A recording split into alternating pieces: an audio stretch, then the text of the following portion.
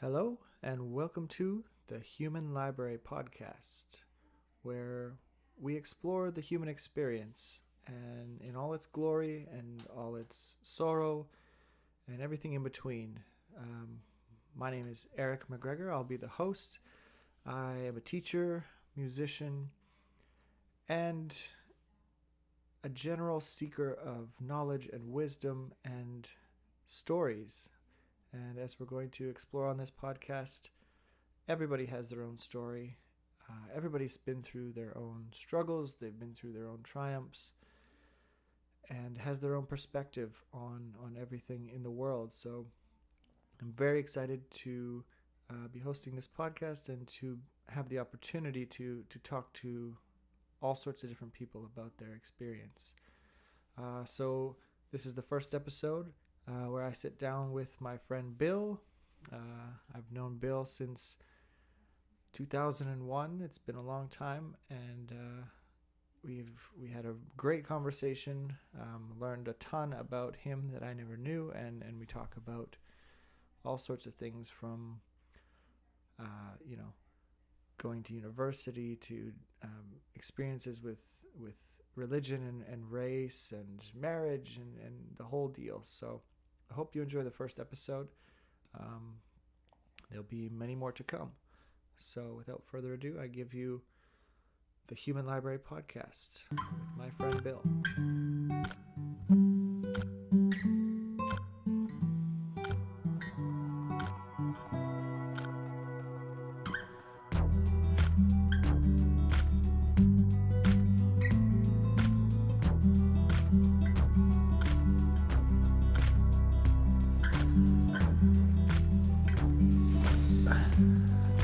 All right.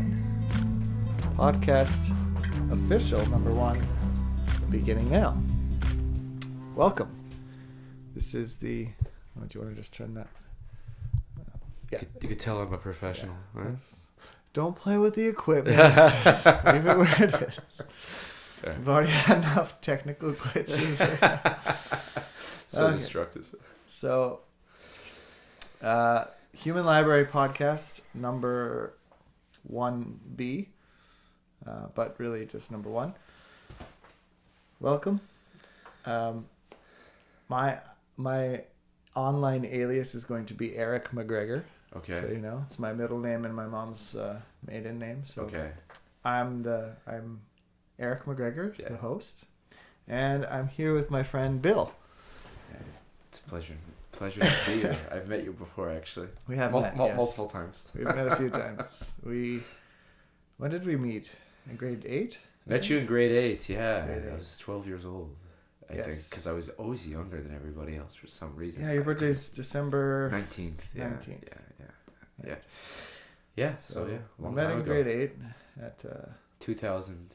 We have to 2001, give a year because grade 2002. 8 could be for anybody. Yeah, it's back in 2001, I think. Yeah. Because I remember having the class of 2001 grad hoodie.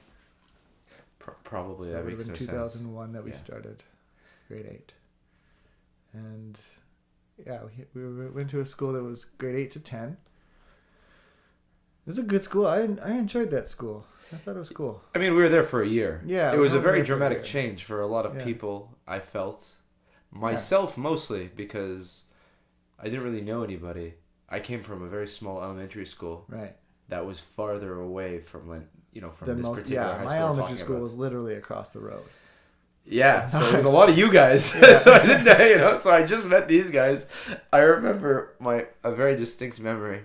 It was one of my first times meeting you, and there was another guy in the class. And when this recording is over, I'll tell you who that guy's name is. Yeah, But we're just I had found out that you play guitar, and I was like, Right. oh wow, I also play guitar. And then this guy looks at me. Well, first of all, you were maybe taken aback by my saying that. I don't know. Maybe it was out of nowhere. But the guy was like, I never spoke one word to this guy before. It's the first time he ever spoke to me. And he looked at me. He goes, you don't play guitar. And then I was like, yeah. I was like, what do you mean? I was like, why would you say that? And he goes, because you're a little bitch. And everyone starts laughing. I remember you started laughing so hard. Oh my God, I don't remember I was that like, at all, but that's hilarious. Yeah, it was just such an interesting memory. Yeah, but that's I remember that. I stopped playing guitar for a while after that. No, but seriously, so that's when we met. I think it was we had the same homeroom, I think. Mr. Mr. Wall? Was it Mr. No, his name was Mr. Goodridge. Oh, Goodridge, Yeah, I remember. great guy. One of my he taught French. teachers. Yeah, he taught French. Yeah, Mm-hmm. yeah. So it was a while ago. So about 2001. So that's 17 years ago. 17 years we've known each other. Yeah, and, off and on, I guess, because I've you're been still away a for little long time. bitch. Yeah. Hey, listen, some things never change. They say I remain true to my roots. Oh, yeah. So, I hadn't seen you when you came to my dad's party. Like I had that party at my dad's house for our 10-year reunion. Yeah. We hadn't seen each other in a while. It had been a few years. 2 years, I think. 2 years? Yeah, I think I came February of 2016. Okay. Yeah. So, for those of you who have no idea what we're talking about, so Bill moved to Montreal when was that? After graduation? Yeah, so basically I grew up, most of my life I grew up in British Columbia. I was born in Montreal. Oh, okay. I left Montreal when I was about 5 years old, and I grew up most of my life in Surrey, BC. Right. Did your family moved right to Bridgeview from Montreal? Not to Bridgeview. I've moved around so much throughout my childhood, multiple different schools or different neighborhoods. In the end, it became a very good thing for me because I'm able to just kind of adapt to different situations a lot better because I had to hone that, having moved around so much. But so I lived in BC for like 14 years. That's how I met you guys, like when I came. And I had to learn English at the beginning. That was tough. Oh, you only knew French? All I knew was French and Arabic. Because I'd come at 5 years. Right. All I knew was like, "Hey you." Hey you. Yeah, I never knew that. Hey you. I never knew that you... My dad likes to make fun of me, going, "Yeah, the kids didn't want to play with you because you didn't know how to speak English." And he starts laughing at me. So, is there? I say I went to Morocco because your family's from Morocco. My family's from Morocco, exactly. And your parents came directly from Morocco, right? Yeah, so they came from Morocco. My dad first came by himself to Montreal. He immigrated on his own. Okay. And he spent time here, maybe 2 or 3 years in Montreal by himself, single, enjoying the single lifestyle in Montreal. And he ended up going back to Morocco where he got married.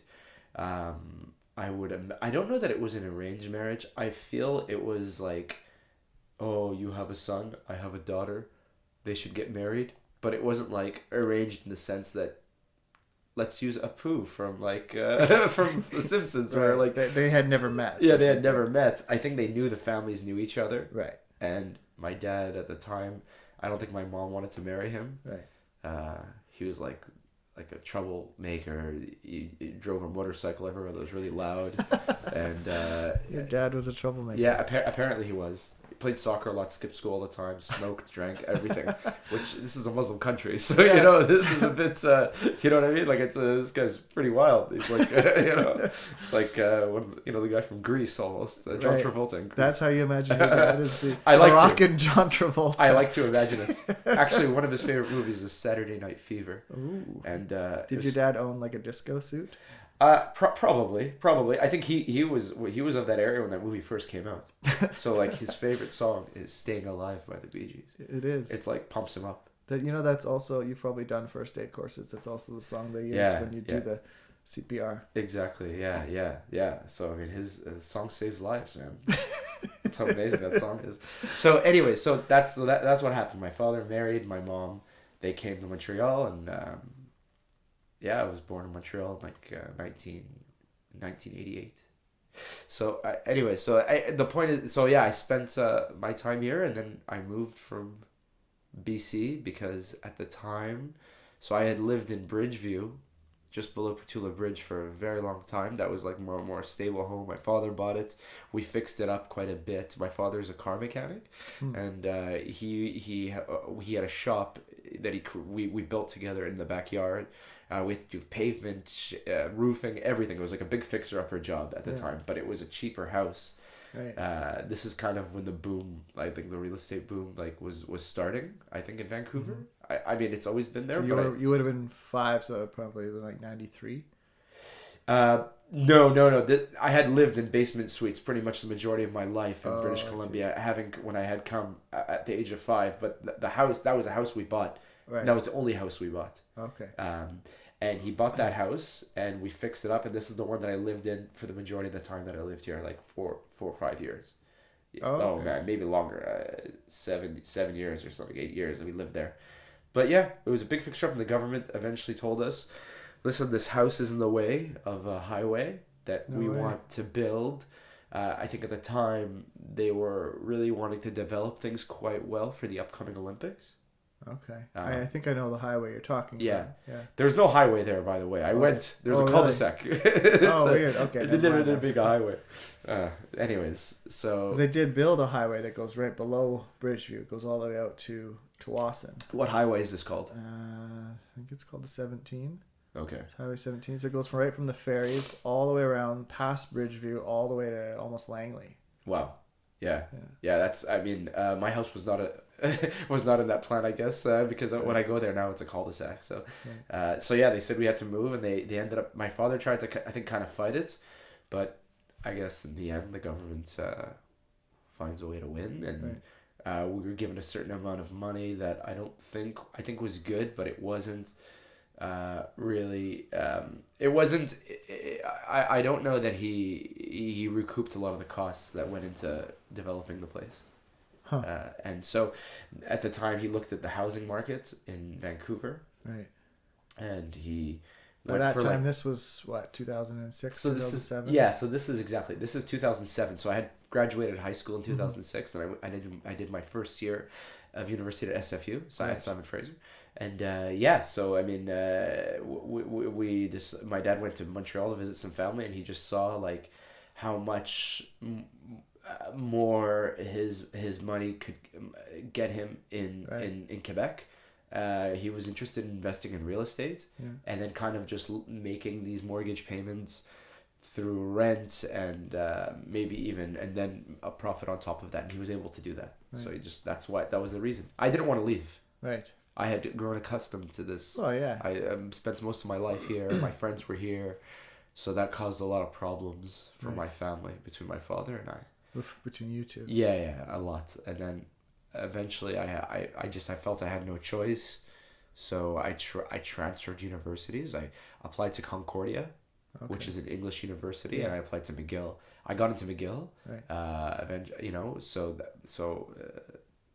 I had already picked my courses for Concordia and everything, and I forgot to cancel them for like many years. Really? Like maybe like 6 years. Did you have to pay for them? Well, yeah, man. The interest payments built up, and I called them and I was like, "What if I don't pay for this?" They're like, "Well, we can't really do anything, but we'll send you to collections, and your credit rating will be right." And I was like, so I just freaking used a student loan to pay for that. Wow. But anyway, for a bunch of courses you didn't. Bunch of courses I didn't even go to. Oh, that sucks. Because the thing is, I took someone's spot. That's what they swayed to me. So, right. And then I applied to McGill, and that's why I left BC. Yeah. Huh. Yeah, I never even knew that story. Like, really? Yeah. What did you think the reason was that I left? I don't know if I ever really came up with one. Interesting. It's like, Bill's family's moving to Montreal. I don't really know why. Yeah. Yeah, I mean, in the end, it ended up being like one of the greatest things that's ever happened to me. Right. You know, it's funny how things work out that way. Because that's where you met your wife? In so many different reasons. That's probably the major one. I met my wife there. I met my wife like the first year of my time there. I was already having a hard time kind of like adjusting a little bit, because I missed. You ask anybody who leaves here, I guarantee you that most people will have a hard time adjusting. Right. When they leave Why do you the think Lower that? Mainland. Like, what about the Lower Mainland makes that? I mean, it's case? just different, man. Everywhere else, because we're so used to how beautiful this is, we don't appreciate it enough. I don't Right. think we do, because we're just used to it. We go to work, go to school. And you're stuck in traffic. A lot of these gray days are there. Sometimes it covers it up, but when the sun is out, and even when the sun is not out, there are these mountains and these Right. beautiful trees that you don't experience and you don't see when you're in like Montreal or Ottawa or Toronto. Right. That's very flat and very crowded Yeah. and smells like shit. So a lot of different things. Like not really. I mean, some Older Ottawa smells cities okay. probably more. Yeah. So. So, anyways, it was tough, but I met my wife there. I met my wife in the same program. We both did chemistry at McGill. Okay. So, Did you always know, was dentistry always your goal when you went into chemistry? Or? At the time, yes. Before that, I knew that I wanted to head towards a healthcare based profession, Okay. as far as my job was gonna go. But I was considering medicine for a very long time, but then I just decided it wasn't really for me. And then a friend of mine, a mutual friend of ours actually, he's also a dentist actually in Nunavut, in Iqaluit. Oh yeah, I Yeah. know who you're talking about. So he's one of my best friends actually. Yeah. I think you know that. I didn't really know if you guys still hung out. Yeah, we hung out a lot actually. Actually, he was like one of my best men for my wedding. Oh Yeah, wow. yeah, That's awesome. So yeah, he kind of told me to look into dentistry and Right. it could be something that you might really appeal to you, and he knew me very well. So, and I also had a really cool general dentist at the time. My family dentist was a really nice guy, and he kind of gave me some advice, and I just the combination, I think, of having a job that that I felt was almost recession proof. I mean, you're always going to need a People dentist. always have teeth. People always have teeth. Unless one day we all have like dentures. Yeah. I mean, well, now we have implants. I guess you still need dentists. I'm trying to think of a That's world true, where you yeah. don't need dentists. We would be here forever, like talking about this. I feel kind of like that about my job. Like, in some way or another, we're always going to want human teachers, even if we've got computers that have all the information in the world. It's how do you relay that information to another human in a way that they'll understand it. And I can't really see how a robot would do that better than a human. Yeah, I can't see that either. I think the jobs, like, I listen to the Joe Rogan podcast a lot. Yeah. And it's a So really do I. excellent podcast. And like he had one, I think, where he was talking to Ben Shapiro. It was very interesting. You may not agree with Ben Shapiro. I don't know a lot of his views, yeah. but he seems pretty rational. Yeah, he's very rational. Listen, there's a lot of things that he says that I may not agree with, and a lot of people won't agree with, but he's also, I find, a lot of things he's extremely reasonable. Anyways, they were talking about how what's going to happen if we enter this world where we just don't need anybody and we have just machines kind of doing everything, which is probably where we're headed. What would happen, we would probably have to get some sort of universal basic income. Yeah. Where because no one's going to really have a job. Exactly. And you can't have an entire population like sliding into poverty. Yeah. It's just not stable. Oh, no, not at all. Not at all. People have to eat. But they were saying, I thought this was so interesting. They were saying the jobs that would survive are the ones that require creativity. Yeah. Like the creative jobs, the like the ones the musicians or the painters or the comedians or the guys who make the directors, the writers, all these things. The ones where you're constantly having to think on your toes and come up with new ideas and storytelling too. Storytelling is so huge in human culture. Like comedians, they tell stories. Musicians tell stories. Teachers tell stories to teach concepts, and I don't see those needs going away or being filled by robots. No.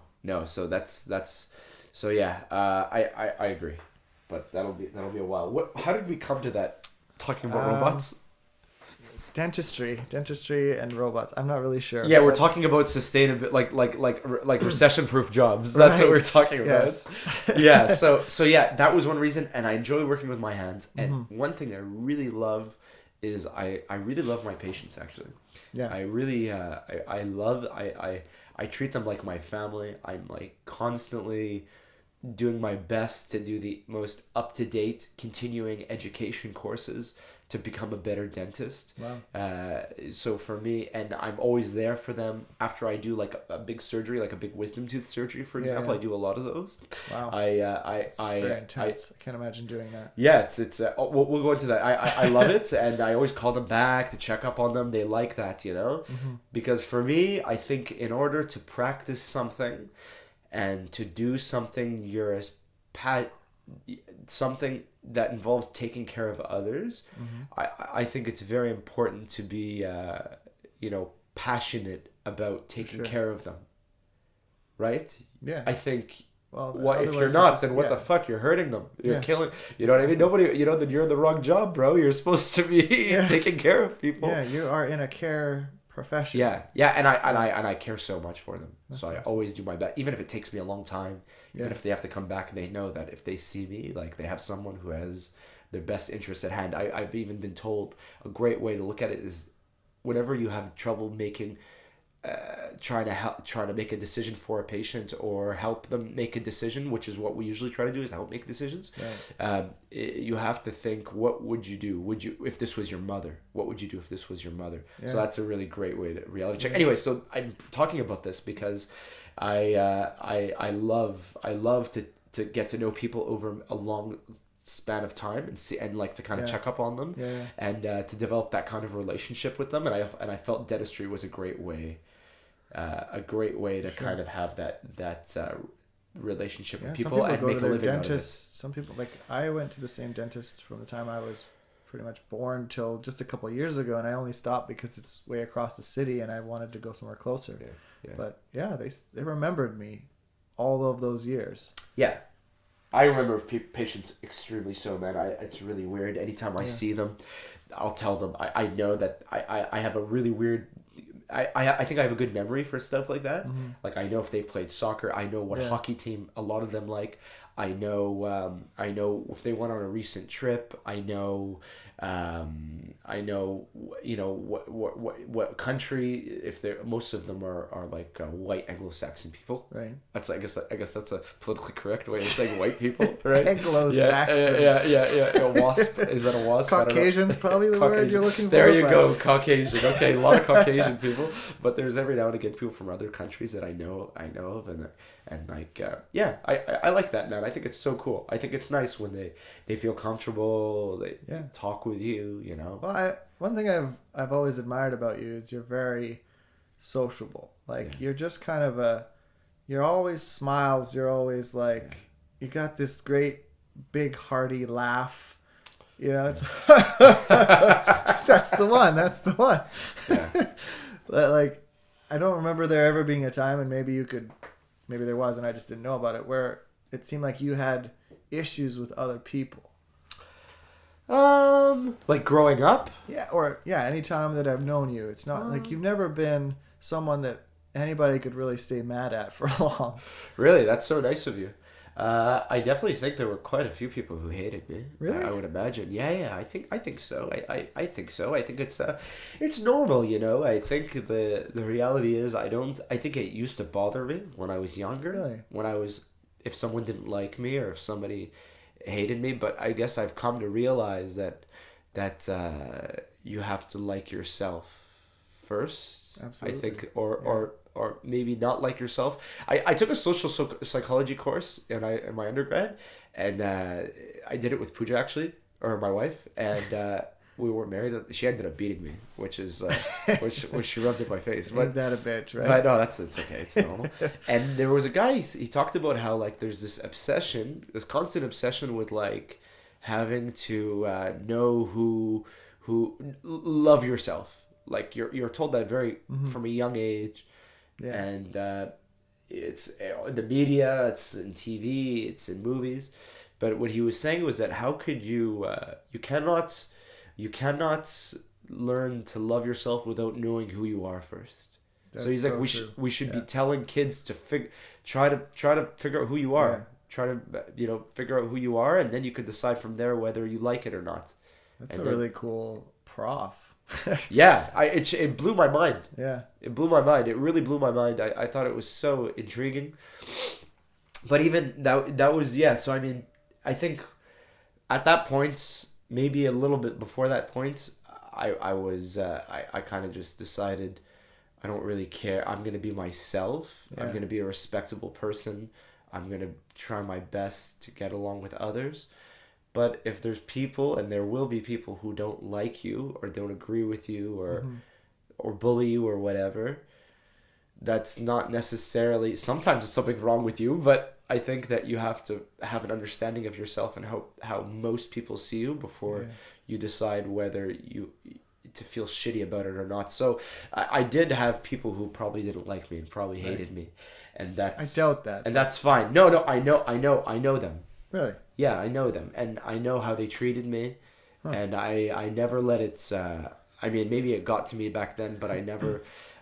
I learned to let it be. So this is in high school? Probably in high school. You had this type of confidence in yourself in high school, would you say? Not necessarily. I kind of just put up with it, but I think maybe at the same, I don't think that I suffered in high school. I think I got along with most people in high school. Like it, Yeah, I got along with most people, and most people got along with me. But obviously, there's people who don't, and I don't. In my head, I was not isolated. I had a very good group of friends that those little particular conflicts or issues were a small part of the overall scheme of things. Mm-hmm.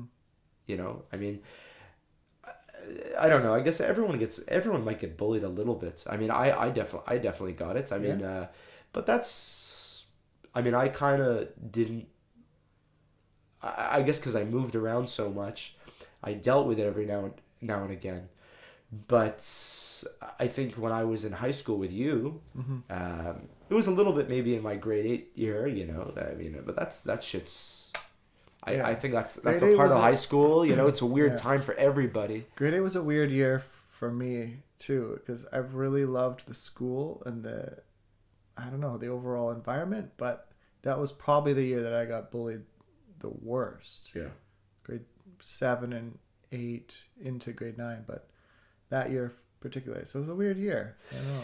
It's a weird year. I mean, I have no ill will against any of these people. If I were to see them at a bar or a restaurant, I would go and say hi to them. Yeah. And I would say, hey, how's it going? How's life with you?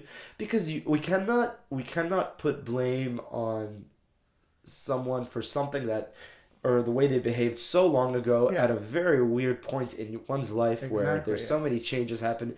You know, we don't know what's going on with their parents. Yeah. We don't know what's going on with their lives for them to treat someone else that way. I'm not defending them. Obviously, what they do is terrible. There are reasons why they would act that way, and most of those reasons aren't their fault. No. But yeah, I've actually thought about reaching out to some people that from my perspective, bullied me when I was younger, and asking if they'd be interested in getting together or even be on the podcast and just like talk about that dynamic and how it becomes a thing. Like, what if they could think back to what they thought at that time? Like, why would they feel like it was ever okay to do those things? You know what I mean? Yeah, I would love to hear that. Yeah. Yeah, I would love to hear that. I think a lot of it, to be honest, it probably mostly stems from insecurity. Yeah, I think that these people have in themselves. Yeah. So they put others down in order to make themselves feel better. Or they're experiencing that from maybe a parent. Yeah. You know, that type of behavior, that kind of bullying behavior, right? Belittling or whatever. Yeah. And so they either think that that's normal, or that they just have that aggression in them, so they take it out on others, you know? Yeah. I would imagine. For me, man, I think I never got, like, beat up or in a fight. Right. I never got pushed around, things like that. Maybe a couple punches, mostly on my birthday. That was the worst. Oh, yeah. When anyone found that it was your birthday, oh, my God. I wonder if kids do that to each other anymore. It was all in fun. I mean, we did it to everyone did it to each other. Yeah. I think they were the birthday beats. And some guys used to play for fun, shot for shot. Oh my God. And I remember seeing somebody's arm, and they literally just sit there and punch each other in the arm like super hard. And I remember seeing one guy's arm, and the whole upper part of his arm was just black and blue, like all the way around. It's like, why would you do that to yourself? That is the stupidest thing I've ever seen. Yeah. But yeah, we're weird, you know. I went through a weird phase too. I mean, yeah, like I was also I got in trouble all the time when I was in high school, man. I remember that the time. Oh, you mean with your parents? With the principal, with like the teachers. Really? Yeah, man, I would get kicked out of class constantly because I guess maybe I needed some sort of validation. From you were from kind others. of a class clown. So yeah, I had to make jokes and I had to be fucking inappropriate and I did all these things because it entertained me, but it also entertained others, and maybe that gave me some sort of value in the high school hierarchy. For sure. You know what I mean? It's a weird time. So I mean, I got in trouble all the time, dude. I got kicked out of class. I was given detention, blue slips. I was just really I wasn't mean. I was just like loud, and I didn't listen, and I was just always making these jokes. And I remember, man, like after my first year, they tried to put me in a special school, like a special school after for troubled kids. Which year? After grade 8. Really? Yes. So I was put in this school for really like the summer. They put me in this program, and it involved a lot of kids with like troubled pasts, like drugs and like severe parental issues, and a lot of kind of fucked up kids, you know what I mean? Like, wow. I mean, fucked up in the sense that I guess from the normal sense, like just like things have not gone well for them. Right. But for me, it was just like, man, I had a pretty good upbringing. My parents have been pretty good to me. I ate every day. Like, no one really had drug or alcohol problems. And, you know, it's a Muslim family, you know, but I just had a behavior problem in class. But they felt it was best for me to go to this program. And so I did this play at the end of the summer, and it was with like some people you probably know. Wait a sec, was that place in Vancouver? I think it was. It starts with an A. Yeah, I know exactly what you're talking about. Where it was like they had acrobatics and they had stuff like that in the plays, and it was like some sort of. I know. It was honestly, the concept was super interesting. I mean, I think it got shut down, to be honest, because of a lot of money laundering and a lot of like corruption. Interesting. Okay. It sounded like a cool program, though. Yeah, I mean, I'm sure it helped a lot of people, man. Yeah. Like, I'm sure it did. I weren't one of those people who needed that. So what ended up happening is I ended up doing that, and then they asked me to stay in school with them for the year because they offered a school program as well. And my father made me pretty much do it. Like we had some family friends who were teachers saying, oh, you know, you'll get more one-on-one attention if you do this. It's better for your education to do this like special school. And the thing is, though, my behavior was still bad, even at the special school. So you know, a lot of jokes and you know, not listening and a lot of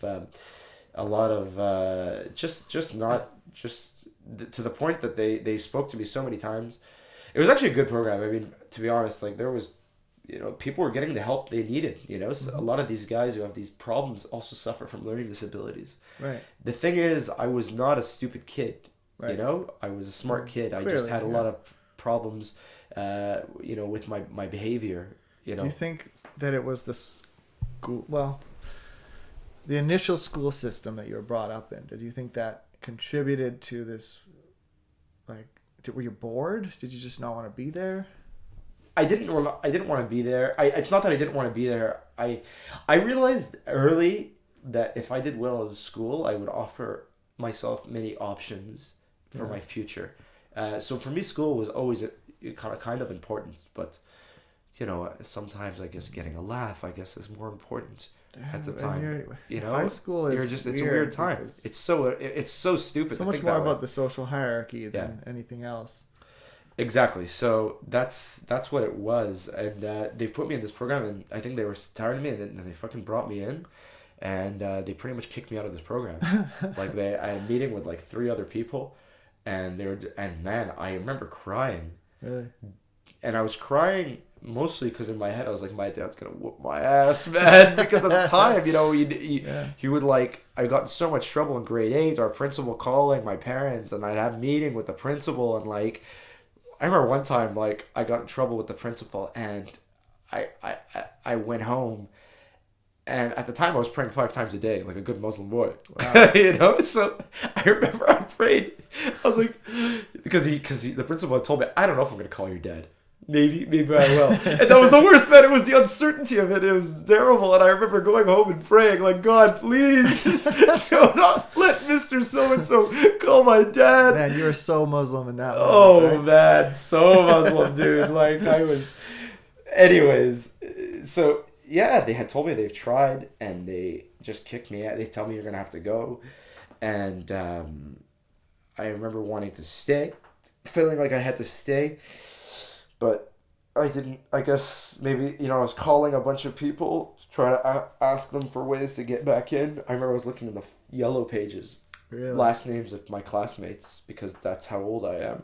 I used the yellow. There's no really internet. I think there might have been internet. It was there. It was just wasn't internet, as good. but Yeah, but it wasn't. I don't know. There was no cell phones. The cell phones weren't as good. there were no, yeah, there was like flip phones probably, Exactly. if that. But I remember calling them, like asking them to try to get back in. If they knew how I would get back in. So yeah, they kicked me out, and I ended up coming to Kwantlen Park. And this is this grade high school. sometime in grade 9. Grade 9, exactly. So I showed up later. I don't know if you remember this. I don't. You guys had remember. started like 2 or 3 weeks in. Huh. So you guys got to know some of the people from the other high schools. Our high school was a mixture of the one that we went to in grade 8 and theirs. Yeah. That was put together. Well, Can we use names of those schools, two- by the way? I don't see why not. I mean, yeah, whatever. Okay. I think Kwantlen Park is Yeah. going to be like, oh, Yeah. we don't want to advertise on this podcast. Yeah, so anyways. 17 people listen to this. Yeah. Bad publicity. Hey, you never know. I hope this does well. But no, it's yeah. So that's why I showed up to the high school, to that high Yeah. school. I was kicked out, and to so, be honest, 2 of the high schools we went to together don't exist anymore. So Oh yeah. it's like, well, West Wally was the one high school that merged into Kwantlen Park. The other, Len Shepherd, Oh yeah. that doesn't exist anymore. Yeah, they're gone. It's Surrey. It's another different school now. It's a different school Yeah, now. so Exactly. whatever. So yeah, I showed up there, and it was weird. Like, I showed up, and you were there, and Yeah. everyone's like, "Where But the we fuck knew have each you other been?" from grade 8 on. Yeah, yeah. I I mean, felt just- like it was really weird because like people had no idea where I was. So you did the summer program, and you had started the fall, but then you got kicked out. I got kicked out. Yeah, got kicked out. And then when you came back to our school, did you go into the mainstream, or were you in French immersion? No, mainstream. Mainstream. But I took French every year, just Right. because I knew I needed it until grade. And how is your French now from living in Montreal for a while? It's good, man. It's to be honest, it's good enough to get around the city pretty well, Yeah. but it's not excellent enough to practice dentistry in Really? Montreal. Well, Because because everybody's French speaking. not everybody. I mean, the downtown, it depends where you practice. There's some more English areas than others. Right. But I decided, first of all, I didn't go to high school in Quebec. Right. So they would have made me take a French exam Okay. that involves like dentist, like just like being able, and I probably could pass it if I tried really hard, but I just Right. decided my French isn't good enough to really practice dentistry. It's good, it's acceptable, but so that's why I moved to Ottawa. It's interesting because I don't think my dentist growing up spoke barely any English. Oh yeah, that's really funny. Was he? What was his? I think he was his Filipino. ethnicity, really? But I'm not really sure. And he was quite old. And eventually his daughter took it over. But yeah, I remember like hearing him mumble. I wasn't sure if it was supposed to be English or if it was Tagalog or what he was saying. Yeah. But yeah, he was an interesting guy. Yeah, it's so funny. Some dentists are. There's a look that dentists have. That people expect, Yeah. They definitely don't expect me, Yeah. I look really young for my So age. how long have you been actually practicing dentistry? So basically this has been, I met my wife during my undergrad, my chemistry degree. Right. I did a degree in chemistry because at the time I was basically, I knew I wanted to become a dentist at that point when I entered chemistry, and I figured I would do chemistry because I was good at chemistry. And your wife and I needed is to not get a good grades. dentist, right? No, she's not. She's an occupational therapist. Okay. My wife. Yeah. So I did that. I did chemistry. I applied to one school. I applied to McGill. I didn't apply to any other dental schools because I just didn't have the prerequisites for other places. I didn't really plan very well. I've changed much in these last few years. Well, you're But at a the time I was a bit unorganized. 23-year-old Yeah. guy. most guys at that age don't plan very well. Yeah, I mean, I just assumed that the prerequisites would be the same everywhere else, but they weren't. So, anyways, I just applied to McGill. How were your grades in university? Because we talk about you're kind of a shit disturber in high school. Yeah, so that changed. Yeah, eventually my University. behavior changed in high school. I think that getting kicked out of that program really changed Right. the way I did things. I still got kicked out very regularly, Right. but I kind of focused more on my school, and I it wasn't as bad as it was when I was in grade 8. And there were also some courses and teachers that we had in high school that were just a complete joke. Yeah. Like, let's face it, like CAP and things like that. Yeah. The teachers were absolute jokes. They didn't do anything. The entire course, like I remember taking CAP in maybe grade 10 or 11, and I don't remember doing a single thing the entire semester. We just sat and played pocket tanks on the computers. And like I remember one time, like I was not a troublemaker. I was if anything, like a goody. Yeah, you're a good I kid. did not cause shit ever. Yeah. And I remember one time jumping out the window in CAP class and running around the school and coming back in the other door of the classroom, and the teacher was like, What just happened? Like he had no idea. Oh my God. I don't, as a teacher myself, I don't understand how the teachers we had were so unaware. Like, literally had no idea that the entire class was playing video games on the computer, even though he could see all the computer screens. So he must have known. He probably didn't care, man. He's just there for paycheck. You know. That's so brutal. Unfortunately, there's people like that in any profession. For example, your profession is teaching, right? I wasn't sure if you were allowed to say that, but yeah. Oops, sorry. Your profession, teaching. I'm sure there's probably lots of people who. Or not lots.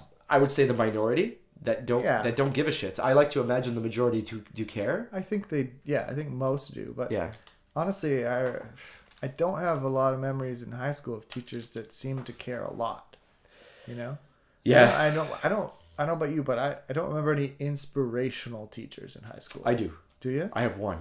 Okay. Yeah. What class? It was my French teacher. Really? Yes, out of all my teachers. Yeah. He was extremely inspirational. In the sense that he was very good to me, and he always gave me a chance, and he kicked me out very regularly, actually.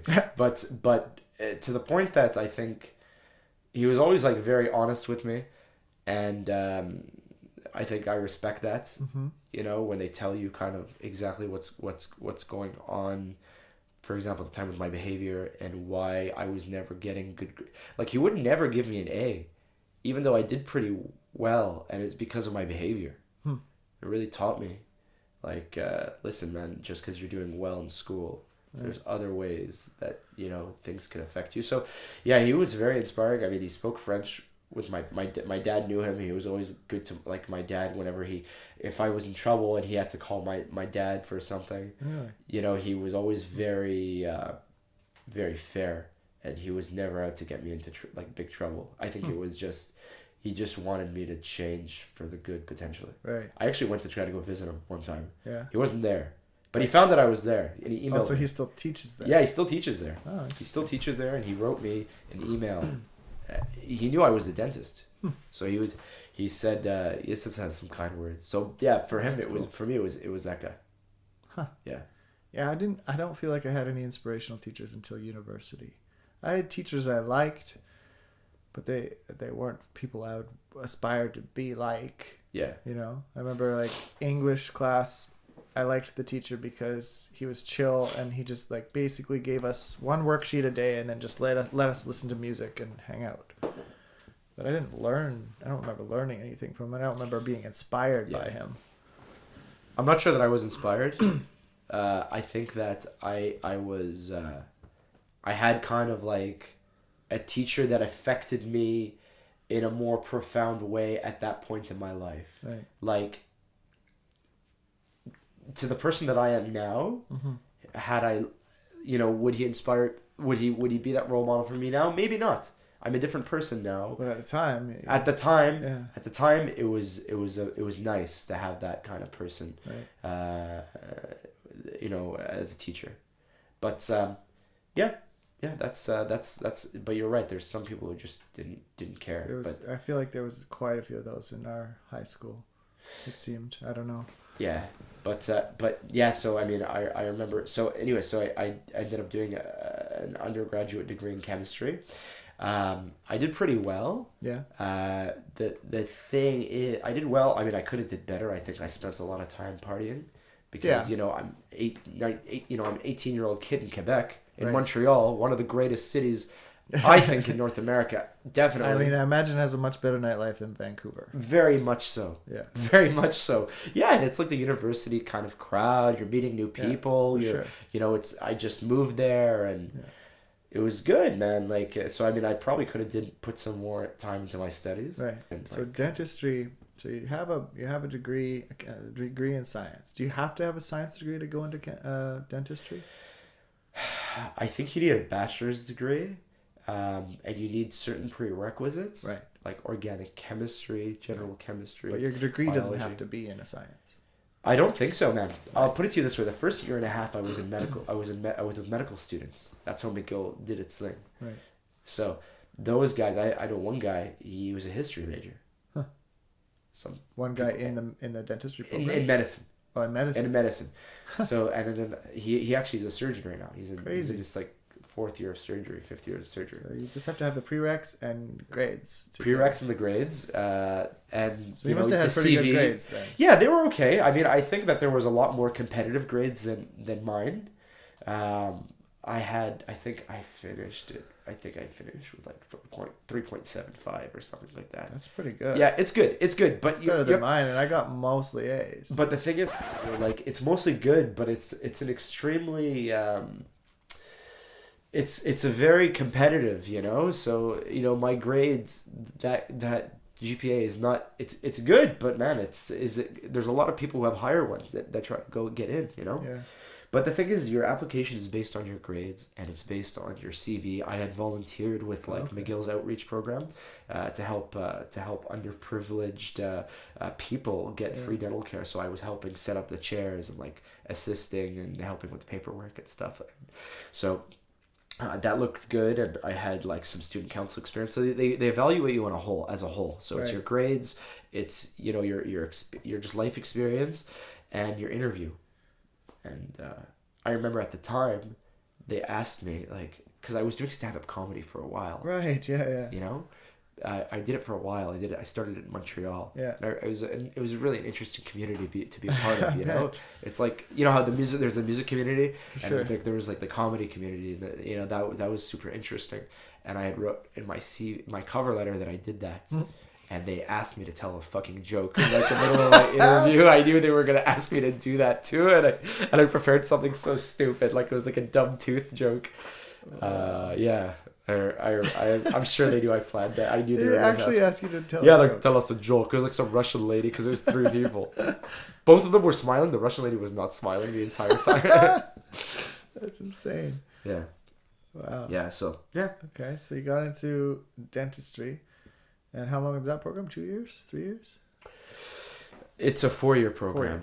So the first year and a half, you're in medicine. It's not like this anymore. They've changed it. I think there's more dentistry in the first year and a half. But the first year and a half, I was in medicine. I made some really good friends during that time. A mixture of friends from like all over, from like Toronto or from Nova Scotia or from Montreal. Mm-hmm. Yeah, so that was nice. I mean, I had it was 4 years. First year and a half was in medicine. I made a lot of friends in medicine and dentistry. And then the second year is preclinical training, where you essentially just work on mannequins and plastic teeth.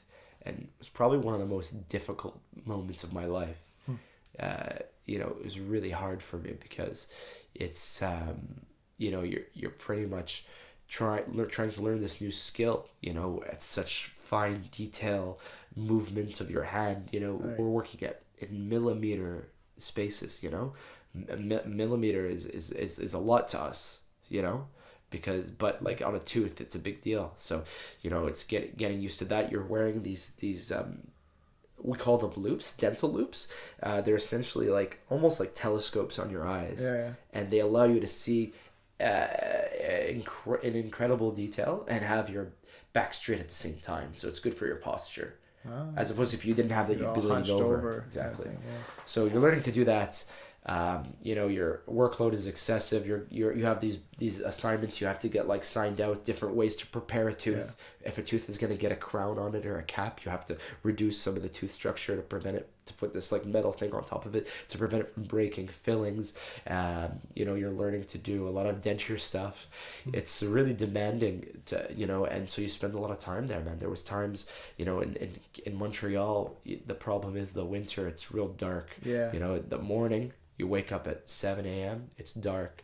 5 p.m., 5:30 p.m., it's dark. Yeah. So you can imagine, you're in this class. And it's bloody cold. And it's cold, bro. It's cold. It's -30 with the wind chill. Like, people die, man. Homeless people die in Montreal because of the extreme weather conditions. And there's not enough space in the shelters. So, yeah, I mean, I remember going and then working for like 10 hours and then coming out and it's dark and it's like that for like 5 Never months. see the sun. Never see the sun, never see your loved ones, don't see your girlfriend. It was And so you met your girlfriend, now wife, in undergrad. What year was that? I met my girlfriend, or my wife and my girlfriend at the time, in 2007. Oh wow! So right after you moved. Right after I moved. So we were good friends for a while. Oh, that's okay. The Is chair's that okay? kind of broken. The chair? Yeah. That's okay. Sorry about that. My fat ass. We met early on.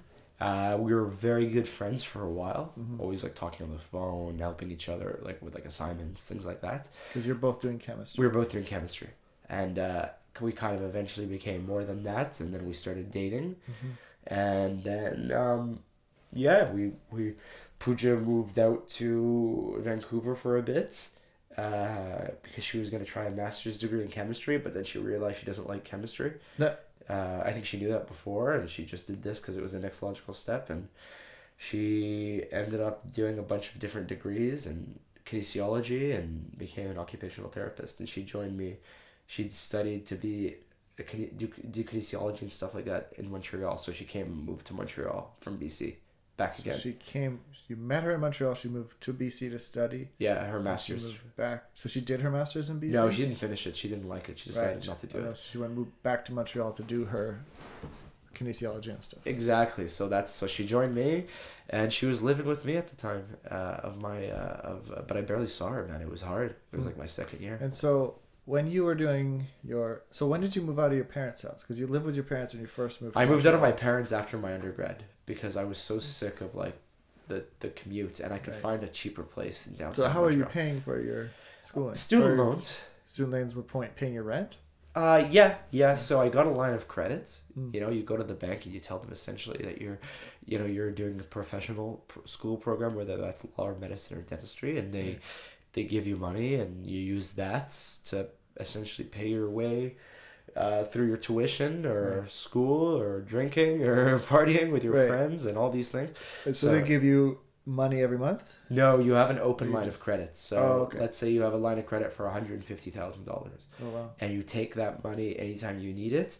You're charged interest at prime, or I think it's around 3.7 every month of what the balance was that took away. You just have to pay the interest back. And you just pay the interest back, but eventually you have a bit of a grace period after you graduate, and then they start charging you like they divide it over like a certain amount of years, and you pay whatever the balance is that's left over. So, would you say you have a lot of debt still, or I do have a lot of debts. I have a pretty good amount, but I've done some damage in it but I just had a wedding, so I wasn't able to kind of pay that off. So I think one thing I would say is so now the wedding is done. So now, for example, I'm looking at investing, and I like for example, using my RSP. Really exciting stuff, actually, for your listeners. There, I can go on and on about RSPs but it's something that you should really consider looking into, or using your TFSAs, things like that. So I've been reading about that. So I'm trying to figure out a way at this point. So it's a weird stage where I'm trying to balance maybe kind of investing money and also paying back my debts. Right. Because that's the reality that we live in. We live student debt reality. We have a very interesting culture that's based on credit. Credit is everywhere. I don't think most people would be able to exist without it. I mean, I wouldn't. I wouldn't have this house. No.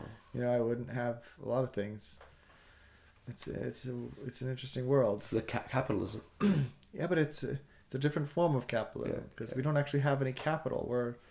We're in the minuses. Yeah, we're in the minuses. You know? But there's people who have capital. There's the banks. some people, the banks. Yeah. Do they even? I mean, they're just able to manipulate the numbers in a computer. They don't actually even have the money physically. Well, if you own the banks, you're a lot of people using your bank, bro. All of that interest goes to you. Oh my gosh. Yeah, it's interesting. Okay. But then after my second year, I gained a ton of weight. Did you? Oh man, Second year, I was a slob. Dental dude. school? Yeah, just because all you do is stay late working on mannequin teeth and eating pizza. And you're drinking on the weekends because you're so stressed. Right. So, and well, you're in pretty good shape now. but back then it was tough. Like I had to lose that weight eventually. But it's after that, your third year, you start treating patients. Okay. And then that's kind of You can't be a fat dentist. Like that's not. No, I don't want to be a fat dentist. It's everyone knows who that guy is. Nobody wants a fat dentist. Yeah, I mean, listen, nothing wrong with fat dentists. That's the thing you're gonna learn with this podcast. I feel is like you're gonna probably be offending someone every time this comes out. I hope so. Listen, fat dentists are just like every other dentist. Okay, guys, there's nothing wrong with fat dentists or fat people in general, but I just wanted to not be fat because I've never seen a fat dentist actually. Do they exist? I've seen them, man. Oh, okay. Yeah. Well, you have to understand our job is like a lot of sitting. Yeah, you know, true. it's not really being active. It's being active with like your upper body, but my dentist looks pretty fit. Yeah, he's a pretty youngish guy. He's maybe 40, but he looks like he's in pretty good shape. Yeah. It's important, but also, I mean, you got to exercise. But during my third and fourth year of dental school, I let myself go. Probably because I also had a girlfriend at the time, so you're happy. I started not caring. Yeah, I don't know if she was happy, but I was. But yeah, and then did that, and then I did a residency in the States. Right, I did know you did something in the States, and was it Buffalo? Is that where you went? I went to the University of Rochester in Rochester, New York. So before that, like when I was applying to residency schools, I was like, I had so this was around the time I had a bit of a moment with like music. So at the time I was trying to like find a way to listen to music while working with my patients, or like working on my patients, doing different things. Just I found it would make the experience better for the patient, and also like I was really into it, and I was interested in exploring different routes of music and trying different things. And I had this like stereo where I'd stick my phone on, and I just downloaded a bunch of music. I went on like Rolling Stone magazine, the website. I don't even know if you say magazine. I went on the website and I looked up like top like 100 albums of all time, or like top like artists of all time. And I at the time, I had a friend of mine. He lived in Montreal, and he was studying to be a music therapist. I don't know if you know who he is. We went to high school with him. Yes. Right. Yeah. So he's really into music as well, and Sure. he kind of gave me some suggestions. And I remember, I downloaded I got really into Led Zeppelin, like very crazy, like bands that have been around before I was born. It's like I'm just discovering them in like 2000 and like 12 or I think something. I remember you coming back to Vancouver, and you'd be like, "I'm so into classic rock now." Like took you long enough.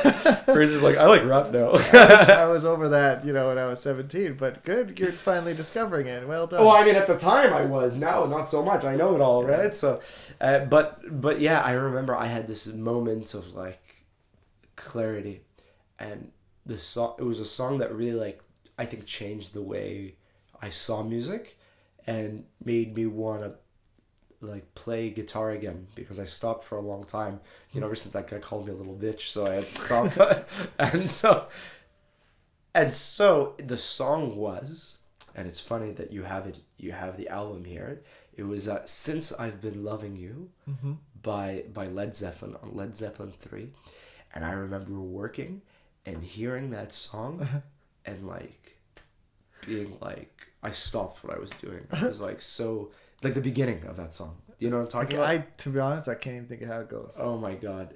You're probably a bigger Led Zeppelin fan than I am now. Yeah, I mean, I guess I'm considered a fan and I still appreciate it, but I don't, like I've heard all their songs. A lot of these musicians, I've heard their songs already and they come on, it's nice, but it's not, I don't know how you could be a fan of Led Zeppelin still because like they're not making any more music. It's true, you know? Yeah, like I appreciate their music and what they did for rock and roll and everything like that, but... Yeah, but this song like changed my life. I was like, man, I need to learn to play this song, learn to play the guitar. And ever since then, I got very into it.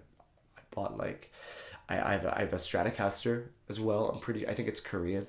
I thought it was the real one, but I bought it off. I didn't know they made them in Korea. Yeah, there's the Mexican ones, and there's like that's the Mexican. Yeah. So you know how expensive the American ones are, like a couple thousand, right? You can afford those. Yeah, exactly. So I bought that, and I bought like an acoustic guitar, and I've just been playing like ever since. Right on. Yeah. So how did your patients feel about you playing Led Zeppelin for them while they're getting their teeth? It depends on the person. I would give them a choice as to what they wanted to hear, because Led Zeppelin's not for everybody. That's true. Right? These old French white hairs. Yeah, well, I mean, I put on some like jazz and stuff for them. So it wasn't just like classic rock. It was like I got really into like jazz and blues. Right on. And I feel like you would be the funk. You'd be the cool dentist. You'd be like the hip, cool, like I guess so. Fun dentist. I should hope. I mean, dentist who's doing stand-up comedy while he's working on your teeth. Yeah, I tell some jokes sometimes. The jokes that I like to tell are like when it's like I'm working with kids and I just tell jokes for the parents. Like that's the best. like there's something that I have to put around a tooth if I'm doing a filling. Yeah. And you have to translate these things for these kids, and you use different metaphors. So I call it the tooth hugger. Yeah. You know, so I put on like the tooth hugger. It's a bit tight on the tooth. So I go, oh, here comes the tooth hugger, or here comes the shampoo. And, you know, because kids, the reason they get anxious, the reason anybody gets anxious is because they don't know what's going to happen next. Yeah, that's really what anxiety stems from. Medical environment with these people with masks on, and they don't know these people, and I don't have amazing memories of going to the dentist as a kid. Like there's this old Filipino man he's kind of like Yoda.